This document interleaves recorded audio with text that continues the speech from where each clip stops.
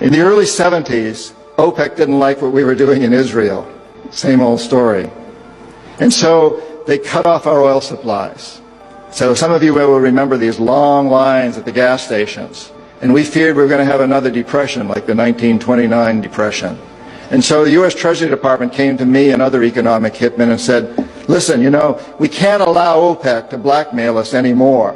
You guys got to come up with a plan so this will never happen again. We knew that that plan had to involve Saudi Arabia because it had more oil than anybody else. And it also, the House of Saud, the royal family, was corrupt and corruptible. The long version is explained in the book, but the short version of what we did, the deal we finally struck with the House of Saud, was a deal whereby they would return almost all the money they made from selling oil to the United States, invested in U.S. government securities. The U.S. Treasury Department would use the interest from those securities, which over the years has amounted to trillions of dollars, to hire U.S. companies to westernize Saudi Arabia, build petrochemical complexes, desalinization plants, whole cities out of the desert, McDonald's and all the other things that go along with our Western culture. The House of Saud would also agree to keep the price of oil within limits acceptable to the oil companies, possibly not acceptable to you and me, but acceptable to the oil companies. And this is very, very important. They agreed that they would never, ever sell oil for anything other than U.S. dollars. This happened in the early 70s, right after we'd gone off the gold standard because we were bankrupt, because we could not pay off our debts to European countries in gold. Nixon took us off the gold standard. And then we were stuck with a situation as why will anybody in the world use dollars?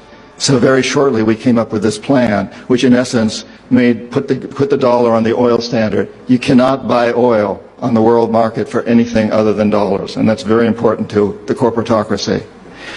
Our part of the bargain was we agreed to keep the House of Saud in power, in control. It was an amazing deal, the deal of the century. It was history-making. The corporatocracy looked at this as an incredible success. I had done my job. We economic hitmen did a great job with that one.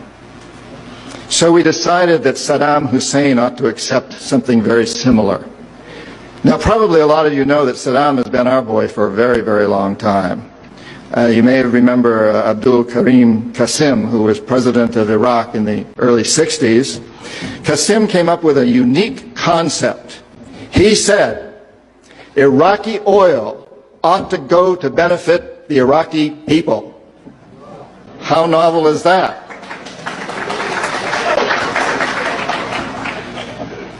But we didn't like that very much. He began to tax the oil companies, particularly the British and some American companies, and threatened to nationalize our oil companies. And so we decided that Qasim had to go. The CIA sent an assassination team. It was headed by a man who was still going through high school, an Iraqi citizen who was still going through high school. They riddled Qasim's car with bullets on the streets of Baghdad and missed him. The head of this assassination team was wounded and fled to Syria. His name was Saddam Hussein. He was a CIA agent in those days, an assassin for us. He failed. And so the CIA went directly, and this is all history, I'm not creating this. CIA went in and had Qasim publicly executed on Iraqi television. They put Saddam's cousin in charge. He became president of Iraq, and Saddam became vice president in charge of security. Eventually, as you know, he became president. He was our boy. He was our man.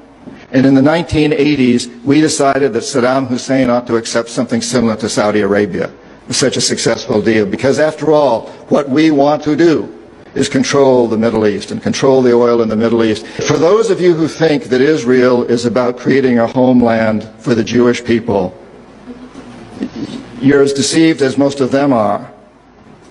It's partly about that, perhaps, but what it's really about is creating a surrogate fortress in the middle of the Middle East. The Israelis are being used as pawns. They're being used like old armies used to use sheep that ran before the armies. There are surrogates. And their leadership knows that. Most Israelis probably don't. They think they're creating a homeland. But it's a very, very sad situation of what's going on there. And of course, the Lebanese and the Palestinians are caught in the middle of this.